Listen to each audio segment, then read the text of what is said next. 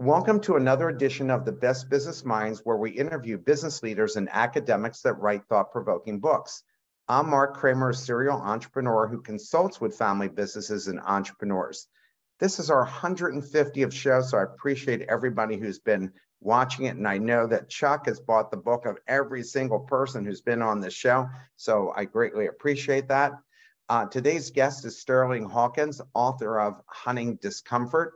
I just love the title, which was what drew me to the book. And then I, of course, read the book and thought, man, this is a fantastic book and people are really going to enjoy listening to you. So why don't you start off by telling us about your background?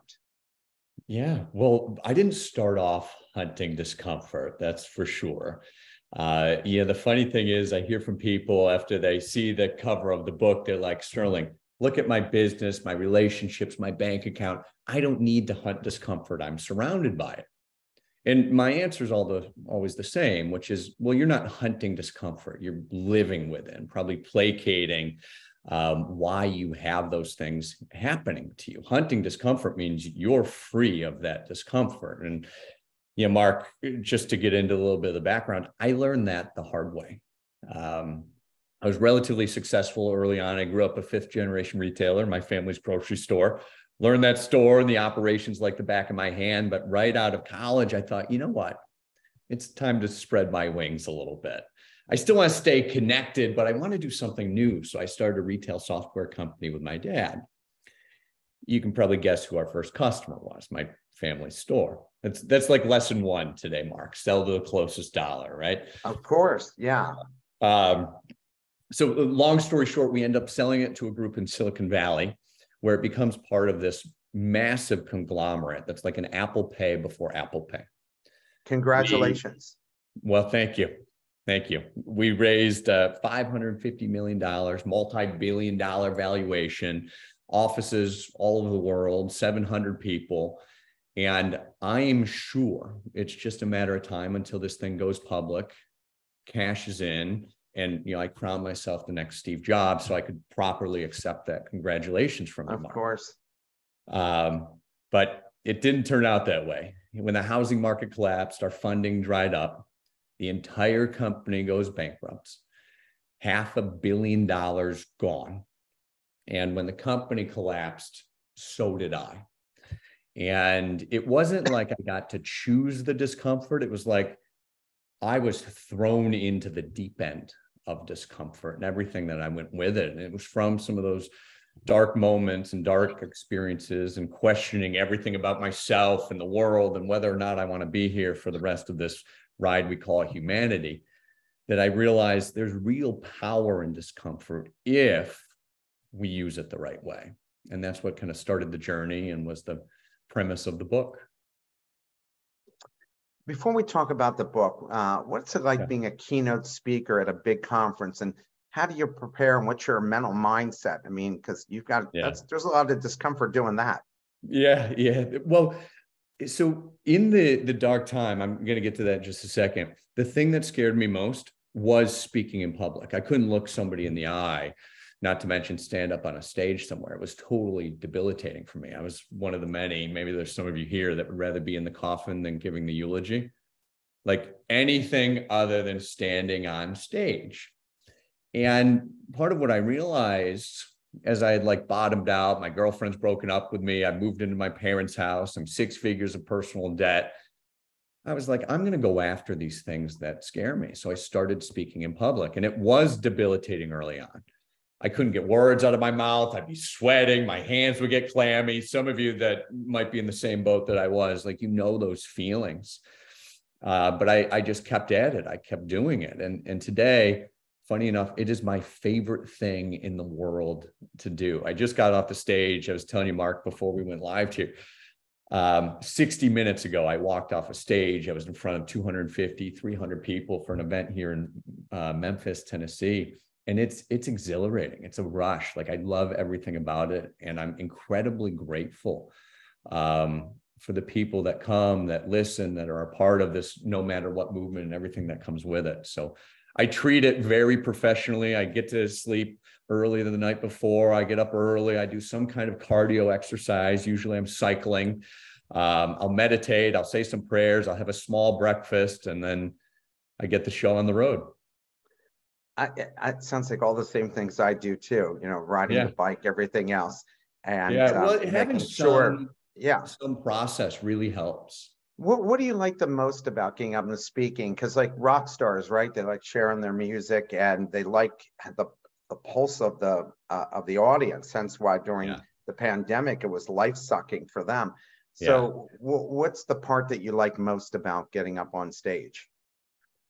Well, I think there's two things. One is kind of ironic. It's the most peaceful time that I have ever, including times that I'm meditating or praying or anything else, because it's in those times that I literally let to go of everything that concerns me. Are they going to like me? Is this going to go well? Do I remember what I want to say? What am I talking about? I get to let go of all of that and just truly and authentically be present with the people that are there. So that's one piece of it. And the other piece is when I'm able to do that, I'm able to connect with different people. The stories that people will share back to me about the impact that a few words that I shared had for them in their life is moving to me every single time. So those two things together, I think I'm addicted. I'll never stop. Yeah, I can gather that. So TED Talking, we've had quite a few people who've done TED Talks on this show because the amazing books that we've been able to get on.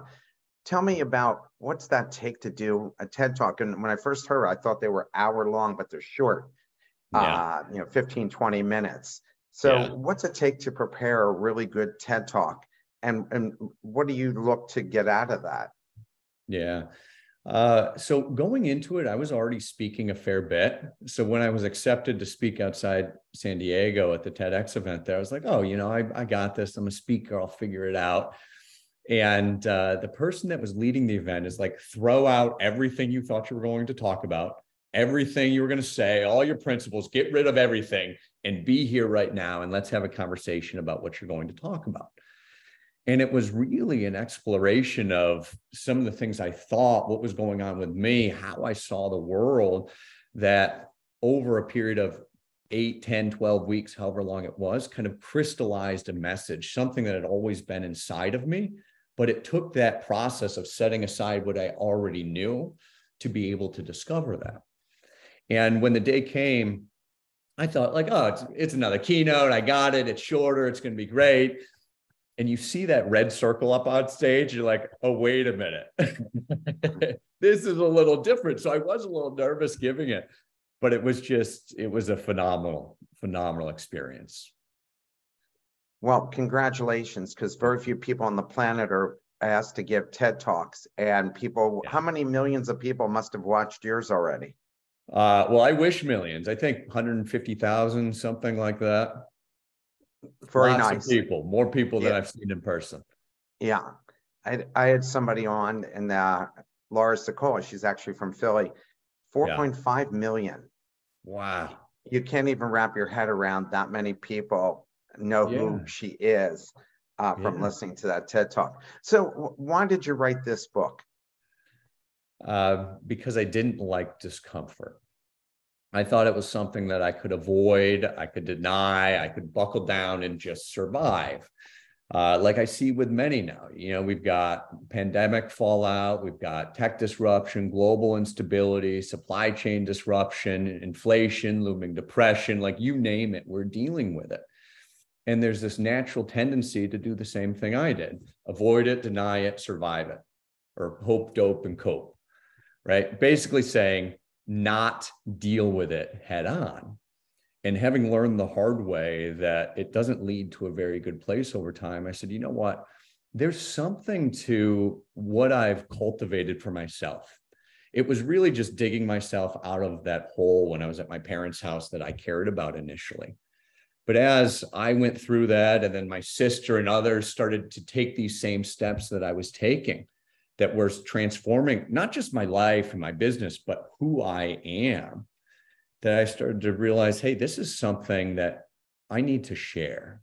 I need to put this on paper and talk about how hunting discomfort is the way to growth.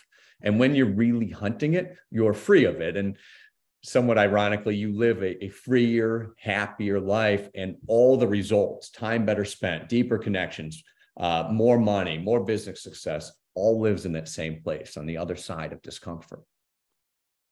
You know, you always hear that from successful people, that they'll make themselves do things that they really hate in order to get beyond it. Yeah. Well, and I found some research that backs that up. You know, we've all felt physical discomfort before, like you stubbed your toe, or emotional discomfort. Maybe you lost a big sales deal or broke up with a loved one, something like that. Physical, mental, emotional, the brain and body process that discomfort almost identically. The research is out of University of Michigan. It's processed so similarly. You can take Tylenol with acetaminophen, and it will help you with emotional pain. Now, Mark, all the disclaimers about that. I'm not a doctor. That's not a biohack. I don't suggest you do that. But what I do suggest is we take the next step, which is if where you meet discomfort is the same anywhere, we can grow our capacity to deal with it everywhere. It's a muscle you build. You want to build your biceps, you go to the gym. You want to grow your resiliency, your breakthrough results. You want to have the impact in your business, your life, and your community, or the world. You hunt discomfort no matter what form it's in, and you get better at it over time. You write, what's the no matter what community, and why did you create that? Yeah. Well, I didn't really create it on purpose. You know that saying, misery loves company? Yep.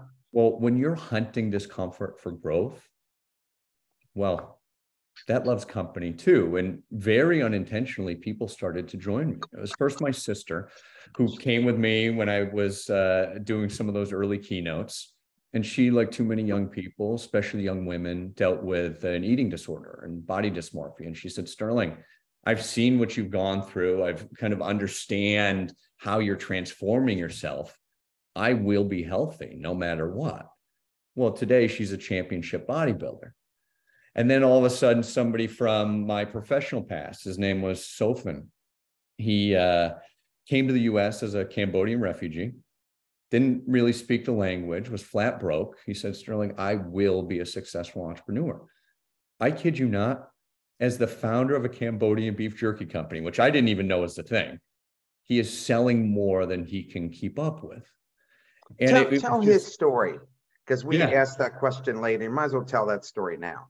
Yeah, well, it was just that. He came over, had nothing, was working a bunch of odd jobs, just trying to keep himself above water for his wife, for his young kids. And he didn't just tell me that he was going to be an entrepreneur no matter what. He started sharing it with his boss, his friends, people around him, which gave them the opportunity to start holding him accountable to it. They started to listen to him in a new way. It wasn't just Sofan who's doing all these jobs. It's Sofan who will be an entrepreneur. And when are you starting? How are you starting? And so he slowly got started making the Cambodian beef jerky at home. And he went through all of these things that for many of us would stop us. You know, he took English language classes. He took business classes. He found mentors. He was working like 24/7, this guy, between all the classes and the learning and keeping the odd jobs together. But it was really those commitments. It's the step in the no matter what system I call getting a tattoo. Not a real tattoo, but you commit in a way where there's no going back. It's by making those commitments to those people around him and then asking those people to hold him accountable that he's become hugely successful. I think he just bought like an R7, one of those fancy supercars. He sent me a picture of it. I was like, no way, Sofan. You know, from barely scraping by to now you're driving the supercar around the Bay Area, California. Like just, it's incredible. So it was then him, and then other people started to kind of join in, like, oh, I've seen what Haviland's done and Sofan and all these people. And they started to realize, well, I want a little piece of that. Like, what are they doing? And it was first a few, and then tens, then hundreds, and then thousands of people all around the world declaring new visions, big and small, and hunting the discomfort necessary to achieve them. They were hitting new sales goals, new performance goals. They were speaking up and asking for help for some the very first time. Others were having difficult but necessary conversations. I realized, hey, wait a minute. this thing that I built for me isn't about me at all. It's about supporting others to achieve their dreams, what they want to achieve in their lives and their businesses, no matter what they're facing. And wouldn't you know it, many of them have achieved their goals as well. And only within the last couple of years have we formalized that and said, okay, there's a community here, a community of support, of listening, of accountability, where we can support each other to do those things, because it is hard, right? There's no magic wand, there's no silver bullet. And as somebody that's tried all the easy ways out, I can tell you they don't work. But when you're willing to do the hard work, the deep work, the emotional work, the uncomfortable things that you probably don't want to face or don't want to look at, it will transform your results. Has for me, has for countless businesses and individuals all over the world. And that's what no matter what communities become. That's what makes America great. That's why there's a line of people in front of our door and not in front of the Russian door. Especially these days. Yeah, especially these days. But I mean, I think that's why people come here, is because they believe that's the possibility for them. They think that they can do anything here. There was a woman I had who's helped her husband and partner start a software company called Grease Monkey that basically provides software across the country for all these. And she came into my office. I was running Penn State's Technology Development Center, and she had one kid in each arm. She's wearing this white cable sweater. I can still remember it. And one of the kids is throwing up on her. And she's just saying, I'm here for information about starting, for my husband and his friend to start this company. Wow. Now, 15 years later, she is the CEO. It's a national company, and they sell it out to private equity. She had no interest in anything more than just getting the information, but they felt they were good developers. They needed somebody who was organized. And before you knew it, she built this great company and was able to sell it to private equity for a significant amount of money. I'll tell you what, when you get rid of the safety nets and the plan Bs, and don't tell my financial planner this, by the way, like there's a time and a place for the plan B, but when you take those out of being an option for you, humans will naturally find a way. When you have a plan B, when you have a safety net, inevitably there's going to be circumstances of the world that will have you take that as an option. And I think we've got to be especially careful about that in this country these days, because comfort is so accessible. I don't have to leave my place if I don't want to. I could do some work on Zoom. I could order food via Uber Eats or something. I can be entertained on Netflix, right? I don't have to be uncomfortable in any way, which is not how we've been developed, how we've evolved to handle discomfort. It used to be, if you didn't handle the discomfort of being cold, you froze, maybe to death. If you didn't go after the discomfort of being hungry and figure out where you're going to eat, you went hungry and maybe perished. So they were forced to deal with their discomfort. And these days, we're not forced, many of us. It is optional. So we have to consciously make the decision to step up and out of our comfort zone when many of us are blessed with not having to on a regular basis. So why is feeling discomfort so important? Because you keep giving examples, but why is it important? Because people are listening saying, shit, the last thing I want, there's so much stress in my life. The last thing I want is this. Yeah. Well, it's not a mistake of evolution. Discomfort is there to tell us something about our circumstances. If you look back in the caveman days, like we were saying, oh, I'm uncomfortable with this hunger. I've got to go do something about that, right? Like it's driving our behavior. Now, what's happened in modern times is we can avoid that discomfort and we miscalibrate our discomfort with the world, where we feel discomfort is no longer associated with our survival. I'll give you a good example of that. Speaking on stage, hugely uncomfortable for me back in the day, but there's no real risk there, right? Nobody's going to jump on stage and tackle me, or, I'm not going to get in trouble of any sort. I might mess up, but there's no real physical danger there. And so we have these miscalibrated discomfort muscles based on our comfort zone. And what happens is that our results are determined not by the things that we're willing to do, but by the things we're not willing to do. And when discomfort stops us, we literally get stuck. Yeah, I think the prevailing narrative is like, well, find some more grit and work harder. I got to tell you, as somebody that really works hard and knowing people that work literally 18 hours a day and have for 25 years, hard work is not the only answer. It might be necessary, but it's not the only thing. It's going after the things that are uncomfortable that are going to give us those breakthrough and sometimes surprising results. If we don't deal with discomfort, it works kind of like a governor does on a car, right? No matter how hard you hit the gas, no matter how hard you work, you just can't go any faster. You can't get any new results. And I found this really interesting Norwegian research that said, when you're avoiding, denying, or surviving discomfort, you're not dealing with the things that are causing that fear, anger, grief, anxiety, embarrassment, whatever it is. If you're not dealing with the essence of that, the core of that, where that comes from, it leaves us not unwilling to do the things we know how to do, but unable. We know exactly what to do. We've learned all the things from YouTube and great podcasts like this and college and books and the internet, but discomfort stops us. Now, the flip side is also true. Research out of Yale says that when you're experiencing discomfort, you're in the throes of it, right? Maybe your heart's beating, your adrenaline's coursing through your vein, your palms get a little bit sweaty, whatever discomfort is for you, you're primed to learn up to 4 times faster. Biologically, it's a biohack to be better, faster, and smarter. It's not something to avoid. Now, I wish they told me this back when I was taking the SATs or in college, because I'd be sitting in the front row on a bed of nails. Yeah. But now I know, like, this is literally something that we can use to advance us personally, professionally, in life, in every area. And it's massively important. And many of us miss because why? It doesn't feel very good.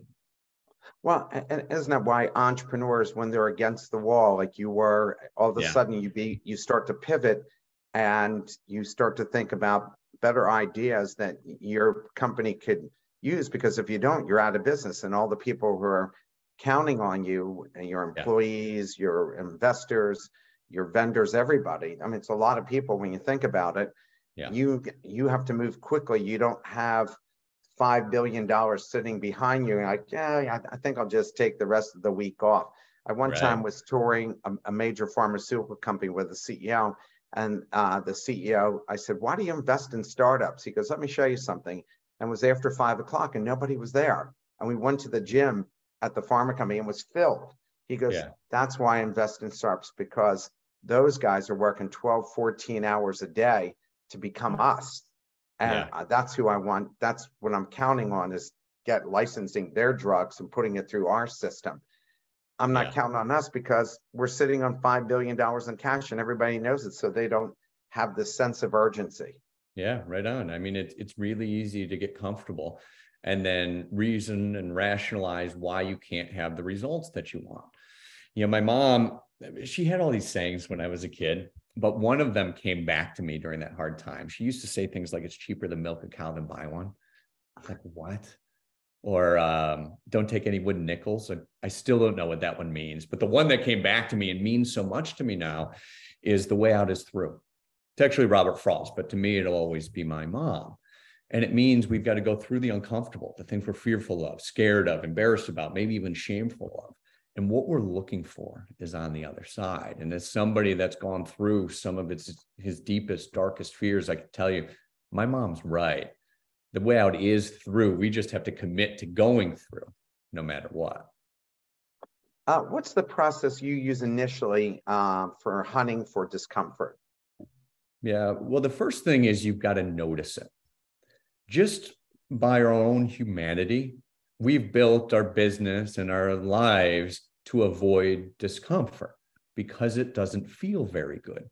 So it takes something to start to reorient yourself to where are those discomfort points, right? We're hunting discomfort, I call it, the first step in the no matter what system. Is it in a particular relationship? Is it asking for money? Is it a cold call? Is it saying something to somebody, right? It's first identifying where that discomfort is for you. And then you take the second step, I call it get a tattoo. Not a real tattoo, but look for ways you can commit to going through that discomfort where there's no going back. This is where you get rid of your safety nets, the plan B, you burn that proverbial bridge. You find that place where there's no going back. And you need people on your side to help. It's not an easy process. You need what I call a street gang. No switchblades, no cut glass. You don't need a bandana. And because, Mark, I know you've got kind of a rowdy group here. I'm not suggesting anybody do anything unlawful. It's about surrounding yourself with people that are going to hold you accountable to what you want to achieve. By the way, research shows when you're personally accountable, that means you got a specific deliverable, specific day, specific time with a specific person. You're not 60, 70, 80, or even 90% more likely to achieve the goal. You're 95% more likely to achieve that goal. And by the way, as a team, it's even better. When you hold each other accountable, you're almost 4 times as likely to achieve that goal. I call it creating a no matter what culture. So that's the third step. Build a street gang. The fourth step is near and dear to me because I'm somebody that likes to avoid the conflict and the problems and the circumstances. I like to cover up the proverbial wart. There's inherent strength in those things if and only if you take the time and have the courage to find it. We can talk about some stories there if you like later, Mark. And the fifth step is surrender. Not give up, not sit on the couch and watch Netflix and order a pizza, but accept things exactly as they are and exactly as they're not. Carl Jung, arguably the father of modern psychology, said he cannot change anything until we accept it. Condemnation about anything, your team, your community, inflation, looming depression, the war in Europe, your supply chain, condemnation about any of those things does not liberate. It oppresses and makes it very hard to do much else. And so when you're able to surrender to something greater than yourself, give over the things that you cannot control and you can't change, that's where you actually grow from discomfort. You open your mind to new perspectives and you soften your heart to those uncomfortable feelings. And that is when they move through you and you're forever free of them. And that is growth. That's the no matter what system. You wrote that we all hope for the perfect life of where we think everything is ideal, but that never happens. I get it because I was won the Inc. Entrepreneur of the Year, and I thought, and I'd been a finalist 4 times. I finally won it the 4th time, and I thought I'm going to feel fulfilled. That all lasted less than a day. Why is that, and why is it so hard to find contentment? Isn't that interesting? Like, it feels like I just need to reach this certain point. Like, if only I was in this relationship. If only I could close this sale, if only I had this much money, then I'd be happy. Then I can do all these other things. But it's a moving target, right? You might reach that goal. You might have the bank account. You might get married to that person. But then the target's moved and it's something else. Well, now I only need that next thing. I need to reach that next level. And we're on a treadmill that never ends. And it's because we're seeking, not hunting, but seeking comfort and certainty from the external world. We're looking for a certain amount of money, a relationship, a bank account number, whatever it is that gives us comfort in this world. But the thing is, and everybody already knows this, but I invite you to take it into your heart in a new way, which is tomorrow's not guaranteed to any of us. At any level, we cannot know what comes next. And what we do just naturally as humans is we take that knowledge from the past of what I need to be safe, who I am, my identity, how I define my market, my family, my community, the world. We take that knowledge from the past and we put it out there in the future because it makes us feel better, but it just anchors us to the results from the past. Now, when we give up some of those external things, we surrender to something greater. And I'm talking things like love, joy, gratitude, and peace, things that somewhat ironically, no matter what happens, can never be taken away from you. That's where we start to find fulfillment. That's where we find joy. That's where we find happiness because we've found peace within ourselves based on no circumstances of the world other than what's in your own heart. And when we turn our attention inwards, that's when we're able to shift ourselves, how we see the world, and the results that everybody wants of, oh, well, I want business growth. I want more money. I want these relationships. I want the sales. I want deeper connections. I want time better spent. They're all the result, not the goal.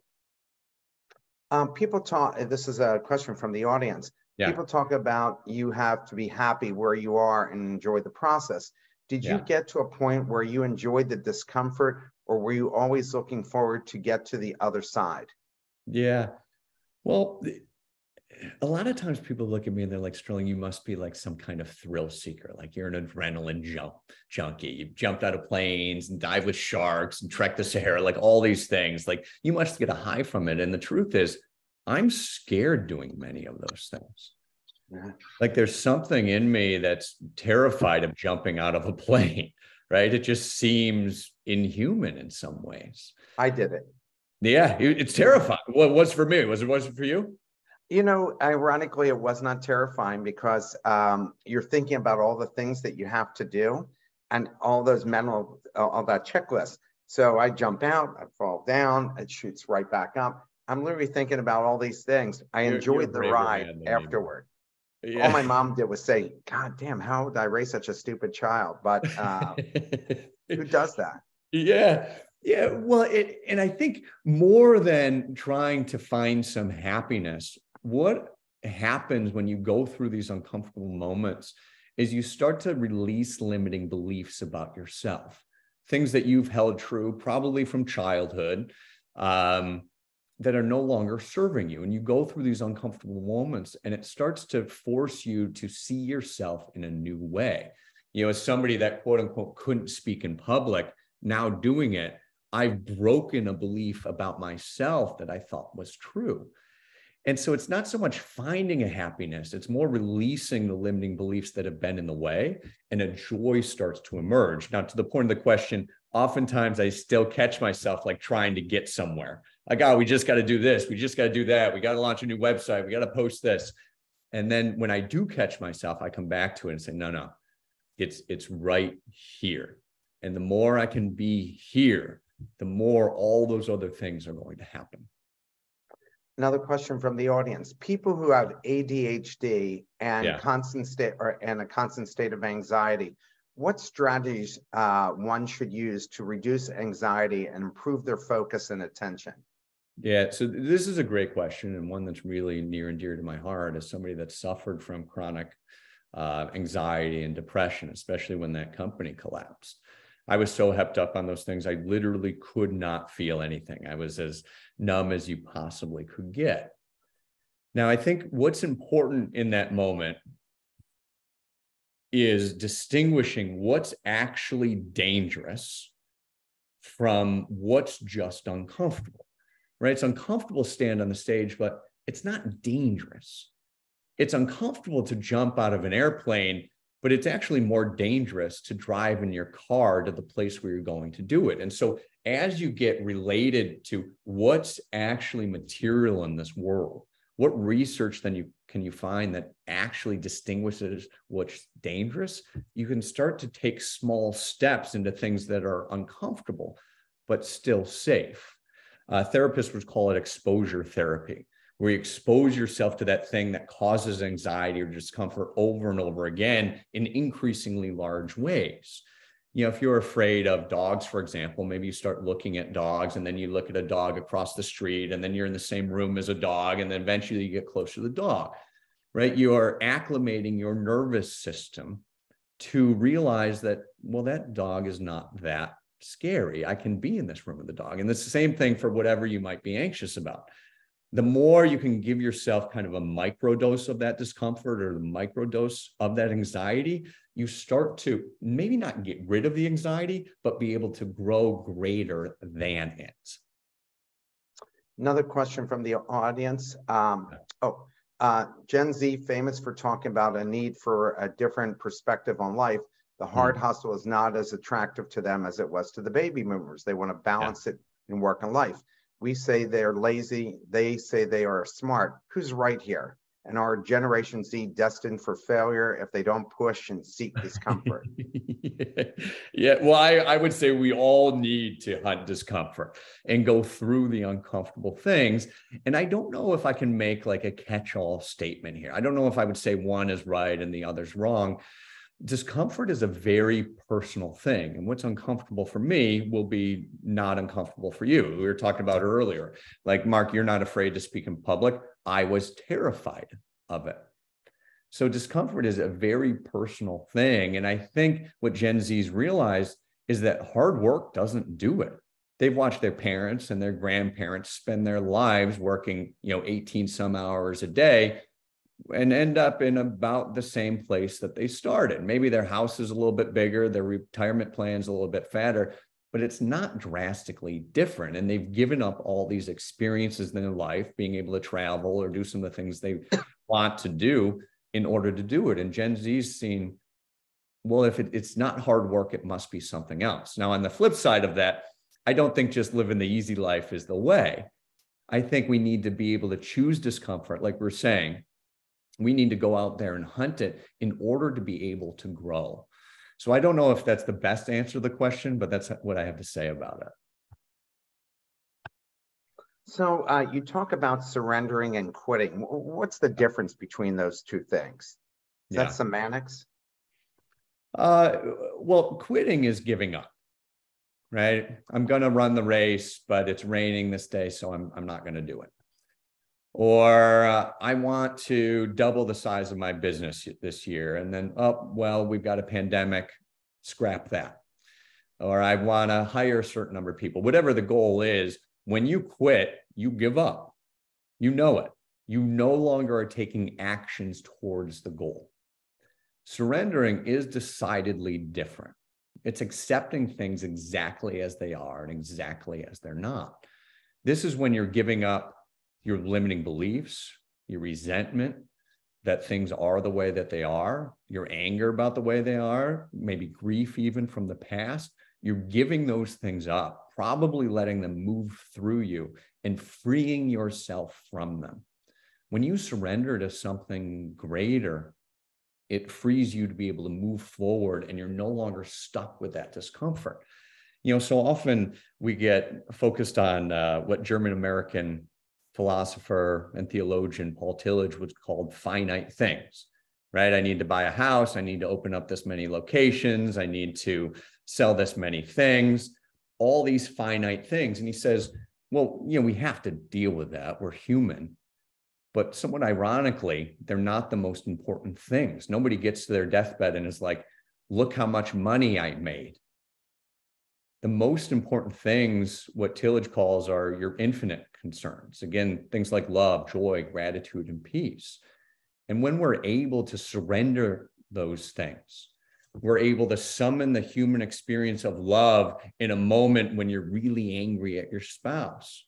Or you summon the experience of gratitude when your biggest customer calls you and cancels your contract.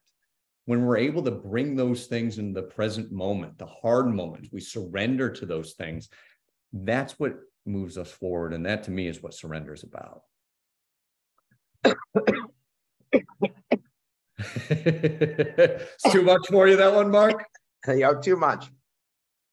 Why does Dr. Edna Foa, I hope I pronounced that correctly, a professor of clinical psychology at the University of Pennsylvania, which is just up the street from me, have victims talk about what they went through? What's the value of reliving all that? Yeah. So this is really important. She doesn't just talk them through the experience. It's just to set a little context. She's a therapist that works with women that have been through like the most awful of the awful, the beatings, the rapes, like as bad as you can imagine. These are the women that she works with. And she has these women into sessions where they're not just recalling intellectually, here's what happened to me, but they're reliving those experiences. And maybe for many of them, for the first time, expressing whatever is in their body about those things. So a lot of screaming, a lot of tears, fear, anger, grief, like all these things are expressed out of them in these sessions where it's very physiological in nature. It's not like, oh, this happened, that happened. It's not a report. They're reliving those things. And when they're brave enough, courageous enough to relive those things with the guidance of her therapy, it frees them from those emotions. They're no longer stuck with them. So in a day and age when we're prescribing drugs to numb just about everything. She's going the opposite way. And women are walking out of her sessions, sometimes one, sometimes a handful, no longer needing some of those numbing drugs, no longer cowering in the corner about what they can't do. But when they've expressed those things, that discomfort that they've held on to inside of them, like we've been saying, they're free of it. And they're able to rejoin their families and communities and businesses in ways that have just been transformative. Her work is really important. You write about uncertainty, which is something that prevents many people from becoming entrepreneurs, moving to new cities, for better opportunities and life-changing events, and that there are two types, objective and subjective. Could you explain the differences and provide some examples here? Yeah. So uncertainty is something that we all face on a daily basis, but we don't recognize it, right? Like I said earlier, tomorrow's not promised to any of us, but we're not thinking about that. We're thinking about all the concerns of the immediate finite things that we have to deal with. Oh, what's going to happen in that meeting? Is so-and-so going to show up on time? I've got to get my kid to school, right? We're so concerned with these finite things. And what we do is, instead of facing that unknown, which we will all face in the end, instead of facing it, we put all that stuff from the past into the future, and it makes us feel a little bit better. Oh, I can just deal with getting my kid to school, and I don't have to confront that I'm not promised any time after lunch. Like, that's a big human thing to deal with. And there, as you're saying, Mark, there are two kinds of uncertainty. I grew up in upstate New York, kind of by Saratoga, where there's a big horse racing track. And I'm not a big gambler by any means, but, growing up there, at least after I turned 18, I would go up to the track sometimes, and I would place a bet on one of the horses. Now, objective uncertainty is one of those horses will win and the rest will lose. I either get paid for my gamble or I've lost my money. Objectively, it's black and white. I can see very clearly what happened. Now, the question is, well, should we be gambling in the first place? Should I be gambling? Is it good for society? Is it good for upstate New York? Is it good for me personally?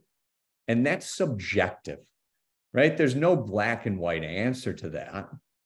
That's just our interpretation of the situation. Now, the thing is, it all comes down to subjective uncertainty. Maybe your marketing dollars, you can see, well, I get a better ROI when I do Google ads versus billboards. But should you be marketing in either of those ways? Right? There's a step back that leaves it all subjective to, should we be doing that in the first place? And I think to be able to conquer both kinds of that uncertainty is really having a deep conversation with ourselves and saying, well, what do we want our lives to be about? What's important to me as a human being?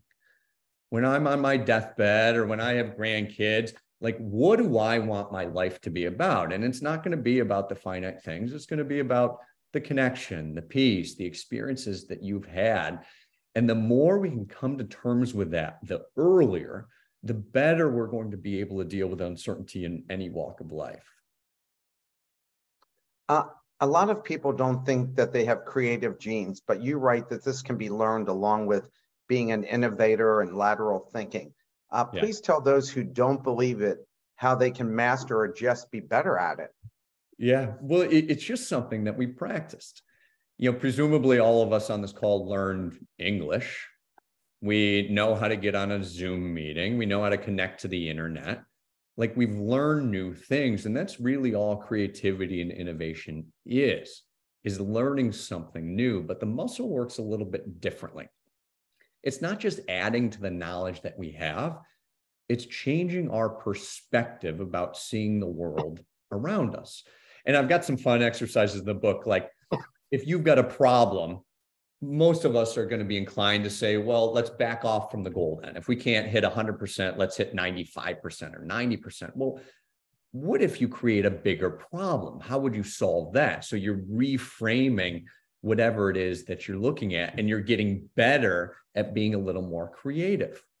Another fun one I like is, if you look at movies or superheroes, or maybe your mentor, or people you admire, You can look at whatever's in front of you and say, well, if I was them, how would I handle that situation? And again, that's flexing your creativity muscle. You're thinking laterally, you're thinking differently. And the more you do it, the better you get at it. And I can tell you that from firsthand experience. The whole world was thrown off by the pandemic, especially restaurant and hospitality industry. Also the speaking business, I can tell you that. What's that? Also the speaking business. Oh, yeah. Yeah, we had quite a few people who were speakers and watched in almost 2 years wiped out.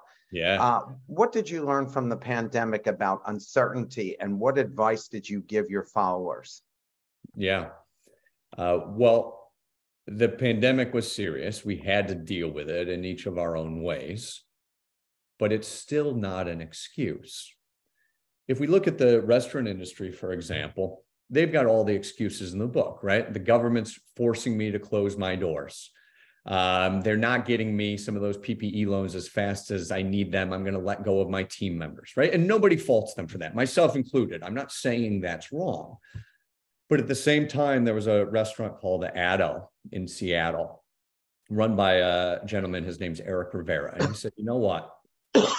I'm not buying into all of those things. They're excuses. Now, we need to follow the law. We need to do what we need to do. But how do we continue to meet our growth goals and the goals that we have to serve our community and my team members, regardless of these circumstances?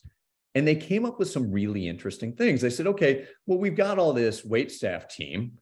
Instead of delivering to people's tables, well, they could deliver to people's homes. And they created their own delivery service with special trucks and everything else. And they said, well, we've got another problem that of all the things that we have on our menu, we can't get many of them. Remember, this is a time when many of us couldn't even get toilet paper. Like it was like a war zone out there to some degree. So they couldn't get items on the menu. And they said, well, instead of letting that stop us, instead of letting that be an excuse where we just have unavailable on all these things on our menu, why don't we create a special menu every single day based on the things that we know we already have in our kitchen? And wouldn't you know it, through those things and a number of other things they did, thinking differently, not just working harder, working within the hard guidelines that we all had, he was able to grow his business bigger than even when he had the doors open. And you think about this, like this is a restaurant during a pandemic, the worst time in restaurant history, in all of humanity, worst time for restaurants. And this guy made a commitment to continue to go through it. Like, what can we do? What can I do with my resources, my connections, my commitments? And, so again, the pandemic, something to contend with. There's rules, there's laws, there's legislation, there's personal responsibility, but it doesn't have to be an excuse to achieve whatever it is that you're committed to. In the book, you provide an example of people and organizations that handled it reasonably well. Can you talk about what about that and what we learned, especially from this Japanese company? Am I pronouncing it right? Homikan? Homikan, I believe. I mean, your pronunciation might be as good as mine, but they did something similar. I think hotels and hospitality was like number 2 on the worst industries to be in during a pandemic. And instead of just closing their doors and calling it quits and maybe filing bankruptcy, they said, okay, well, how can we work within these constraints to continue to grow regardless of the circumstances? Same as that restaurant Addo. And they said, okay, well, this could be something interesting for us. They found that there were many writers around the hotel that were spending the time during the pandemic to finish their manuscripts. And they said, well, wait a minute. What if we open certain rooms in our hotel and retrofit them to look like writers' rooms of old? We put in, old style phone systems and everything else. And we even teach our staff, masked up and everything else within the proper precautions, to ask all of the guests how they're coming on their manuscript, acting like, somebody that they're working with. So they've created this whole experience within the guidelines that they have, and it was similar to them as Addo. They started booking rooms when everybody else was flat out empty. The obstacle becomes the way out is through. Again, it's just another situation of we need to be willing to go through, let go of those limiting beliefs, surrender to something greater, no matter what's going on. I really love the creativity behind that story. It's crazy, right? And there's other stories of these things. And, again, I just look at, here are these people, these businesses, these communities with their back up against the wall. And when they didn't have a plan B, look at how cool, look at how meaningful, how transformative some of these things were. And they're not special people. We all have those skills. Yes, we can practice them. We can get better at being more creative, more innovative. But their skills are there for all of us. We just have to be brave enough to use them. By the way, I wouldn't have started this podcast if it wasn't for the pandemic. I started it 2 weeks into the pandemic, and only to keep people engaged and myself engaged, because people just had nothing to do. And look what it's the whole become. reason. If that pandemic had not come about, I wouldn't have started a podcast at all. Wow. Right. Just another example. I love it. I love the story, and so many of us are familiar with Michael Dubin's story of the Dollar Shave Club. Please talk about how he solved his father-in-law's problem of having an overwhelming number of razor blades that on the surface look like a significant future loss. What did we learn from this that anyone can apply? Yeah, well, maybe some of you know the story, but it was Michael's friend's father who had a factory with all of these just kind of run-of-the-mill razor blades. And if you would look at the razor blade market when they launched, it was full of, triple blade razors and vibrating razors and, like all these doohickeys they've added onto this thing to make shaving massively expensive, at least for those of us that shave. Yeah, right. And he looked at this and he said, you know what? What if we do the opposite of everybody else? And I think that's what we can take from this, right? Everybody's doing one thing. What if we do the opposite? He said, what if we take all these kind of generic razor blades and instead of dressing them up with all these fancy and expensive add-ons, what if we just sell them kind of cut rate, really simple, really easy? Of course, it helped that he made a viral video when they launched the company. But it was from a problem of all these razor blades stacked up in the corner in an old warehouse that they created a company. I think they sold it for like $1 billion or something, right? Something crazy, right? Yeah. Right. From a problem and from a way of approaching that industry nobody else was. And so if everybody in your market is doing something, the answer is not always the opposite, but it's at least worth glancing in that direction to see, well, maybe there's something there I can learn from, or there's the building blocks of something that I can do differently here that'll be a standout. And, my hope that you also sell it for $1 billion. I didn't realize that tanks were created by looking at battleships. And I'm big into history and especially military history. You talk about taking what other people, industries, and companies do and use those ideas for another industry. Mm-hmm. How do you keep yourself and your organization looking at other industries and people to come up with ideas that can be adopted for one's own organization? Yeah. Well, there's actually a Netflix special specifically on how tanks were built. And that's where I learned that indeed the idea was inspired by ships. They said, oh, lots of protection, big guns. What if we took that floats on the water and put it on land? And tanks were born. Now, I don't think it's worth leaving those things up to chance. What I do to be able to look at other industries and other professionals to bring some of their creativity or ideas into what I'm doing is having a system for it. I don't wait for a problem. I don't wait until our back is up against the wall. We schedule time every month. I'm in business with my sister. So every month we get together and she's done a little research. I've done a little research, and we spend time taking a look at what other people are doing. And we do what she calls lovingly the stupid brainstorm, which means everything's game. You can say anything. Nobody's allowed to make fun of everybody. Sky's the limit. Like, just imagine anything that's crazy, off the wall, or maybe seemingly stupid. And so, some of the best ideas that we've had in our business have come from those brainstorms. And it comes not just happenstance. It comes because every month we've got it on the schedule. And I think that's the key. Spend time on the calendar that you stick to, where you're looking to, well, reinvent yourself, your company, look for new and different ways to do things. When you've systematized it, you don't have to leave it to chance, and you'll come up with some of those great ideas when you're not even expecting it. That's why I love attending conferences of diverse industries. And say, man, you know what? That would be really good to be repurposed in whatever I'm doing.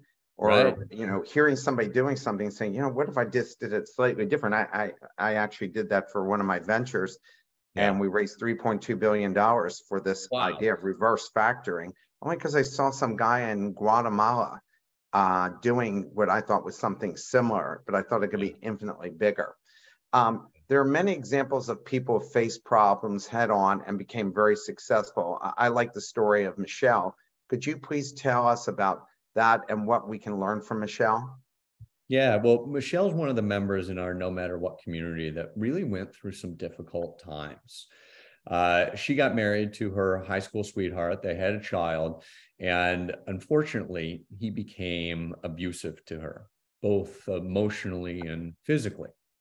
And she lived with that for a while. She had all the reasons and the excuses and placated him, right? But the fact remained, she was in a situation that was highly uncomfortable and dangerous to her and her daughter. Now, what she did is she relied on her friends. She moved out. She's eventually gotten a divorce, but she didn't go the traditional route. By traditional route, I mean kind of battening down the hatches, telling everybody like, oh, I'm fine, showing up at work, doing what you got to do, going through the motions when you're dying inside, right? This is somebody she thought she was going to spend the rest of her life with. And all of a sudden that's come crashing down in spectacular order.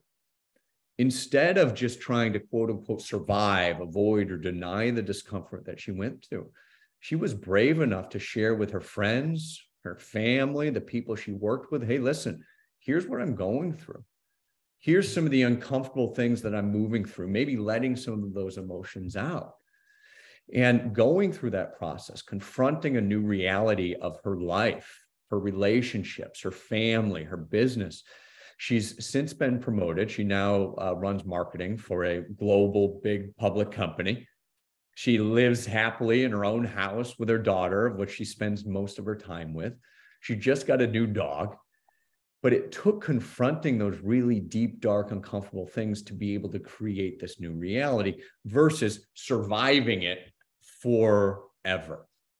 And it does take that bravery that Michelle had. Her real name's not Michelle, by the way. We changed the name for the book, that she had to be able to confront some of those things. So I'm constantly inspired by her.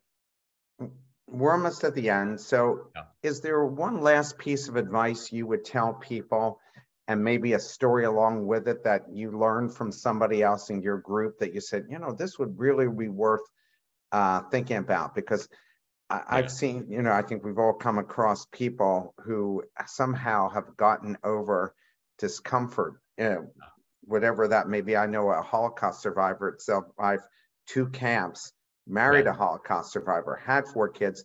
The husband died in a car crash 40 some years into their marriage. And then the son, another son, died in a car crash 6 months after that. And yet you go into her house and there's a picture of her and Bill Clinton and the guy who did Schindler's List. And she's in the middle. She could have never guessed in the 1940s when she's in a camp that she's going to be staying the most famous filmmaker and the president of the United States. So what's the thing that you would like people to walk away with here that could help them on an everyday basis? Yeah. Well, one of the things is another quick pandemic story. Emmanuel, who's in the No Matter What community, lost his job beginning of the pandemic. And he had just gotten married. He's building his family. Not a good time to lose your job. And he went out and he didn't just commit to something. He got a literal tattoo of the company he wanted to start on, I think it was his right bicep. I don't know how he explained that away to his wife, by the way. That's not like the easiest transition. But what that did, that commitment for him and for all of us, is he was able to look to it when things got really hard, when he wanted to quit, as his bank account's depleting. When you give yourself an out, again, you'll take it. But he had it literally tattooed on him. And today, he just texted me not too long ago, right before the book came out, actually. He started an 8-figure marketing company. Wow. The way out is always through. We just have to go through no matter what. Sterling, I have to say, I love the hour and it went too fast. I hope you're really going to write did. another book so we can have you back for sure. And it was fantastic. Essentially, no one left the entire hour. So you had them riveted here. So thank you so much for taking the time with us. And I'm sure a lot of people are going to be buying this book and we'll be marketing it out ourselves as well. Mark, everybody have a wonderful weekend. Look forward to seeing you all next Friday. Thank you, everyone.